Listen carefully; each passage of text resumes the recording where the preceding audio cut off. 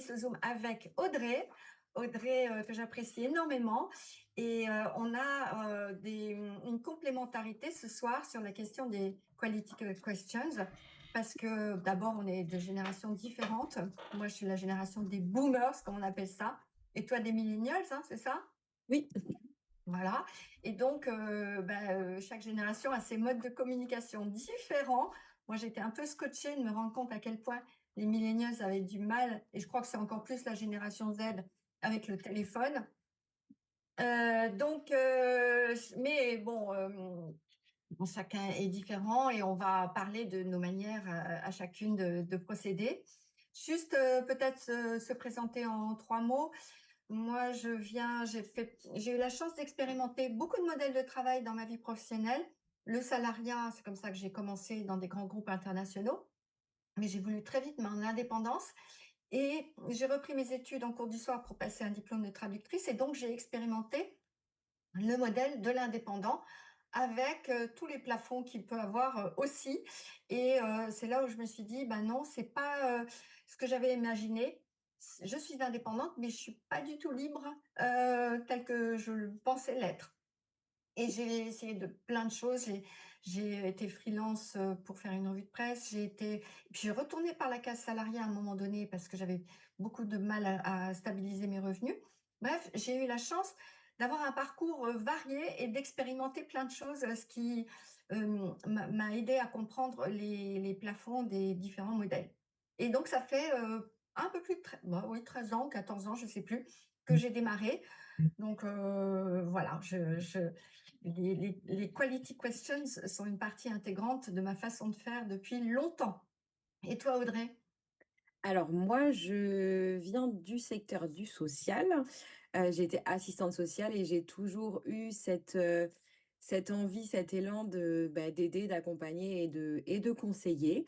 Je suis quelqu'un aussi d'ambitieux et donc je suis partie vers un poste à responsabilité pour gagner plus d'argent à l'époque. Voilà, ça m'a valu un burn-out et c'est à ce moment-là que du coup, la réflexion, la remise en question, s'est faite.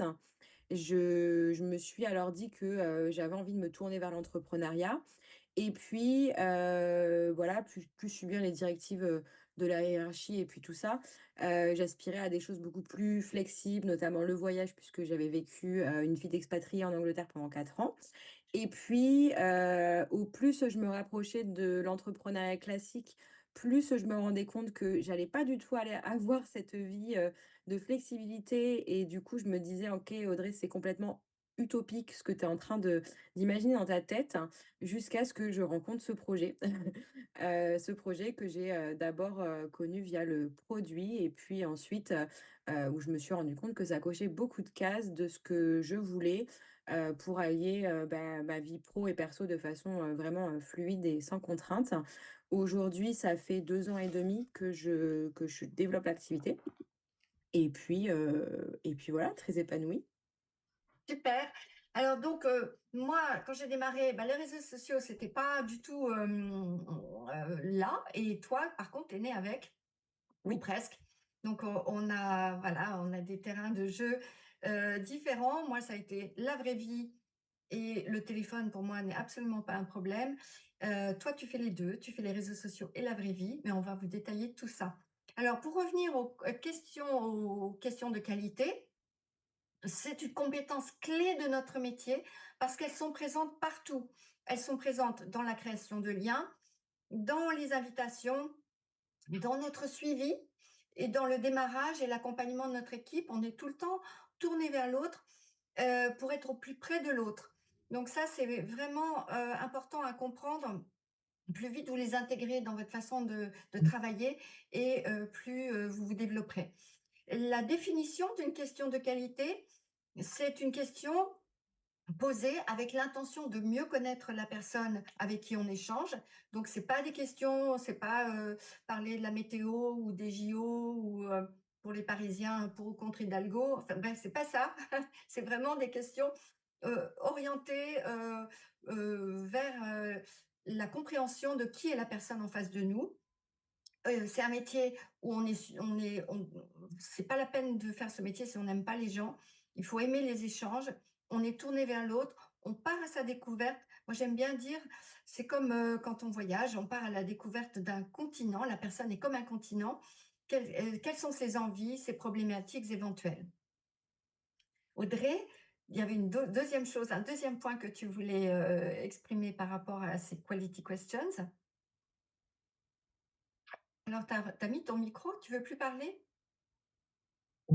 Ah non, c'est qu'il y avait un peu de bruit derrière moi, du coup, Ah, j'avais un petit peu, j'avais coupé mon micro. Moi, c'est vrai que quand j'ai démarré le business, donc j'ai démarré sur les réseaux sociaux. C'était un petit peu une façon pour moi de me cacher derrière mon écran aussi et de pas prendre ce téléphone qui me faisait peur, mais ça, c'était avant. Je farfouillais beaucoup dans les groupes de la Welcome Training et je suis tombée sur, ces fichiers, de quality question, spécial confinement et cetera. Enfin voilà, tous ces outils qu'on a à disposition pour nous aider à poser les questions parce que moi c'était un problème pour moi. Je ne savais pas quelles questions poser. C'était toujours: «Mais quelles questions je pose?» Et du coup, bah, j'utilisais un peu en support ces documents que j'avais trouvés, mais ça n'allait pas, ça me suffisait pas, ça me correspond enfin, c'était pas vraiment, ça m'aidait pas en tout cas à ce que ça devienne une compétence, fluide et en autonomie en fait. Et très récemment depuis la fin d'année, j'ai vraiment pris le temps, en fait, de définir, avec quelle personne j'ai envie de travailler, avec quel type de client j'ai envie de travailler et quels sont ses problèmes.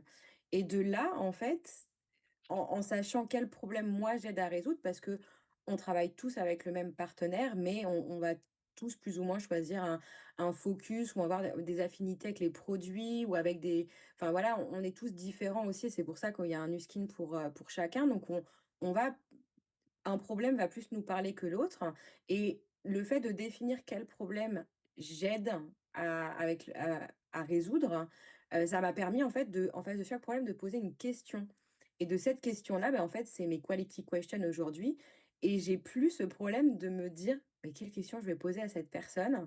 Et donc du coup, c'est les quand on parle de problèmes, donc on va avoir tout le côté produit.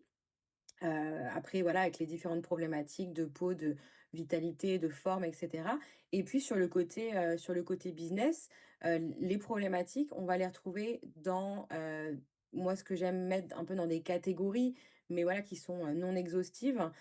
Donc on va avoir le temps et la flexibilité, qu'elle soit géographique ou qu'elle soit, d'agenda en fait. L'argent et les opportunités. Qu'est-ce que le but et le sens de savoir pourquoi on fait ce qu'on fait. Et aussi, on se disait avec Isabelle, c'est vrai que le côté, communauté, reconnaissance est aussi un aspect en fait du travail, des problèmes que les gens peuvent rencontrer. Est-ce que tu veux que je donne quelques exemples, Isabelle, sur ces catégories-là? Enfin de si tu veux, juste un petit rappel, c'est que partez toujours du plus large vers le plus spécifique. Ayez l'image de l'entonnoir en tête. C'est beaucoup plus difficile de démarrer par le petit embout produit et de remonter vers des besoins plus généraux.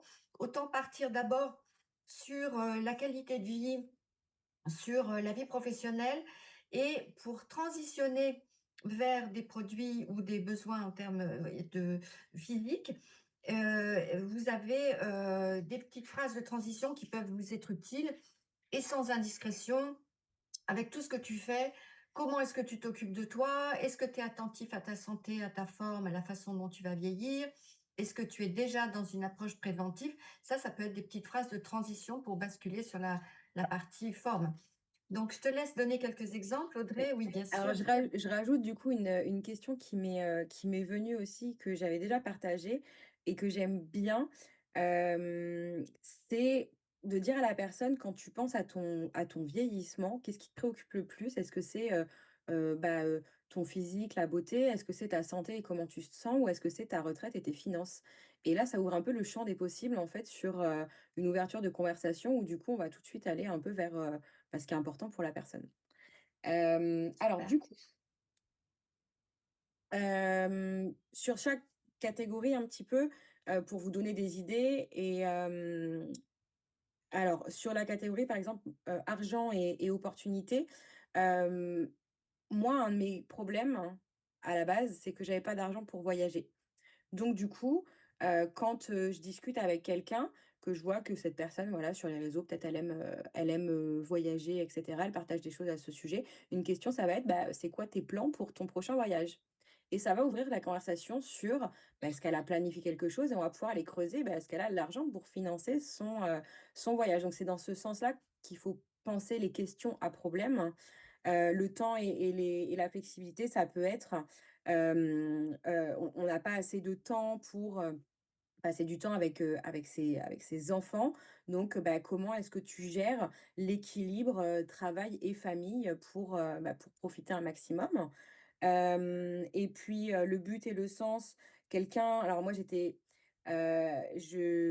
voulais être entrepreneur du coup, mais j'avais 0 idée en fait. Je ne savais pas, vers où j'allais me lancer donc j'avais un peu peur donc c'est de dire à quelqu'un qui se pose des questions sur son travail: «Beh, qu'est-ce que tu recherches aujourd'hui dans un nouveau projet? Qu'est-ce que, quel impact tu as envie d'avoir dans la vie des autres, tu vois? Pour aller un peu cerner, qu'est-ce que la personne elle recherche.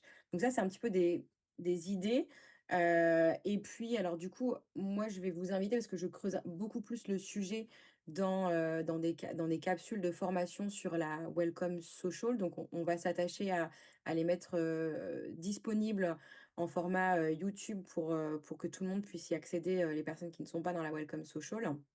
Parce que c'est vraiment, même si on fait tous ce même métier et qu'on vous partage, des exemples de questions et cetera, c'est important d'aller travailler là-dessus sur, avec qui on veut travailler, quel est notre client et notre prospect idéal et quels sont ses problèmes vraiment propres à nous. Faire ce travail de fondation en fait, pour vraiment arriver à développer nos propres compétences individuellement et donc faire ce travail et c'est quelque chose que je vous propose dans un module avec des exercices pour aller plus loin. Donc je vais vous rediriger vers, du coup vers la formation sur la Welcome Social pour aller, Ouais. déterminer ça. Mais d'ailleurs, on va parler d'un exemple de définition du client idéal et définition d'une cible professionnelle idéale. Mais juste avant ça, je voudrais rappeler l'importance de la posture parce que, quelques idées un peu plus globales. Heu, au départ, quand vous avez votre liste de contacts, vous avez la liste des gens dont vous connaissez déjà les besoins et là, donc vous pouvez aller beaucoup plus vite en disant: «Écoute, je t'ai toujours entendu dire que tu aimais pas, tu t'entendais pas avec ton patron ou que tu étais fatigué ou je ne sais quelle était l'insatisfaction de la personne». Alors là, surtout, validez le besoin que vous avez entendu parce qu'il a peut-être changé et donc n'oubliez pas de dire, «Est-ce toujours exact?» Donc ça, toujours en fait, vraiment mettre des questions là aussi. Attendez, excusez-moi. Un grand classique avec moi. J'ai tendance